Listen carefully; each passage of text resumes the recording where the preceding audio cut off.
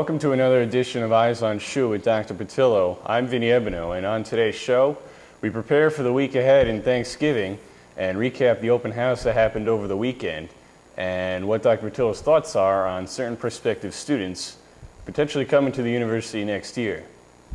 And I'd like to bring in Dr. Petillo now to go over another open house this semester, and you were tweeting that it was one of the most packed ever. What did yesterday tell you about some of the prospective students?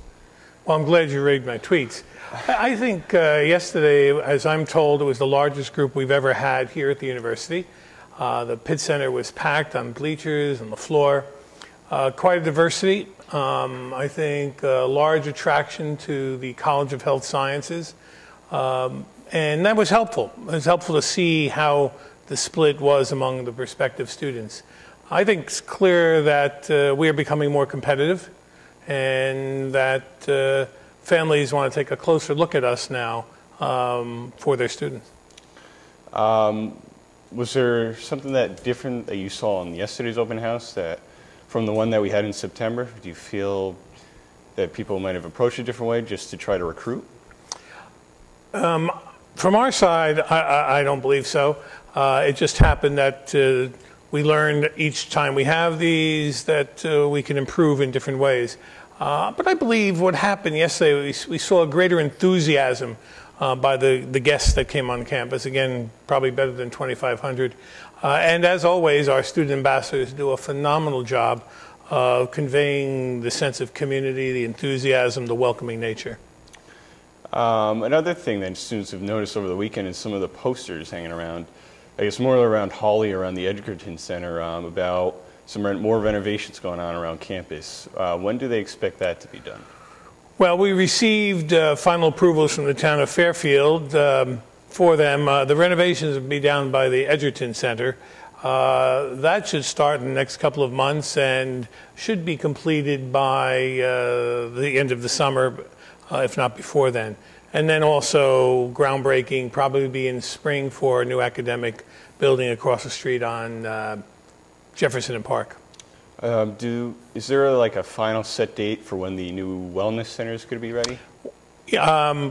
As set as much as a contractor will give date, but it should be ready for sometime in the spring semester.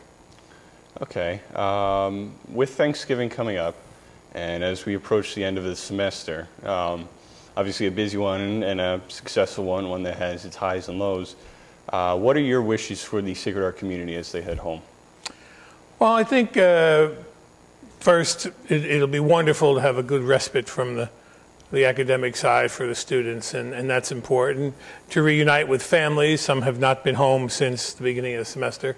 But I think it's also a good opportunity, especially considering where we're located and where our students come from, that this holiday be used as a period of Thanksgiving for what has just occurred with the hurricane and the destruction that so many of our families have faced. Even just yesterday, I met a couple of families who came from Jersey, and despite the losses that they suffered, were enthusiastic about their children's perspectives for next year, but still carrying with them the loss that they suffered. So as our students go home, to be thankful for what we have and to be sensitive to those who are their neighbors who have not been so fortunate.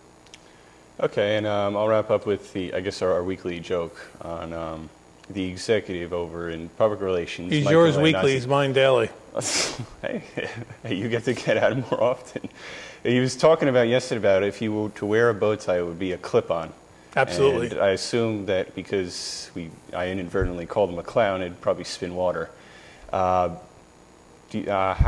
Based on you wearing a bow tie and him not wearing a bow tie, does he fit into his role as a clown? Or?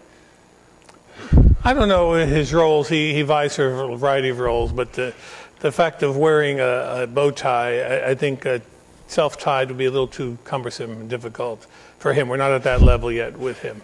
You wear a bow tie yourself. People often say, "Oh, why do you wear a bow tie?" Is there a reason why you wear a bow tie instead of a regular longer tie?